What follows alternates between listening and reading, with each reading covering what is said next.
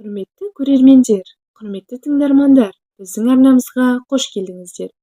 Бүгін сіздерге белгілі жоғары санат дәрігері, академик, профессор, құрмет орденінің иегері, шипалы емдеу орталығының бас дәрігері, қазақ емшілігі көптомдығының авторы Қайрат Айдарханұлының қазақ емшілігі атты кітабынан қазақ емшілігі рецепттерін ұсынамыз. 39 бөлім. Тұз.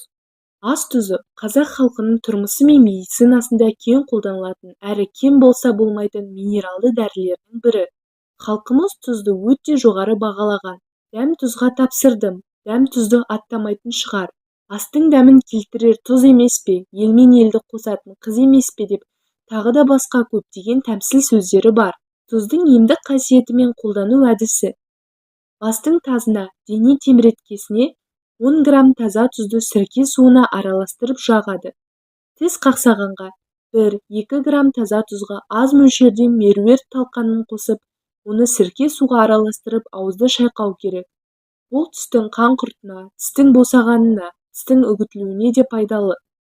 Маса шаққанға аз мөлшердегі тұзды өсімдік майына не балға араластырып маса шаққан жерге жақса, сізді мазалаған аурудан тез айығасыз. Сол сияқты шаян, көзілдірікті жылан шаққанда да осы емді қолдансаңыз уытын қайтарады.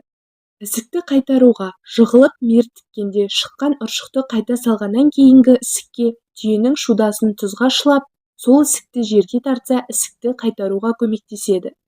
Бұл ем қазақ медицинасында ұзақ жылдардан бері жалғасып келеді. Өнімі жақсы болғандықтан сормақта деп аталады.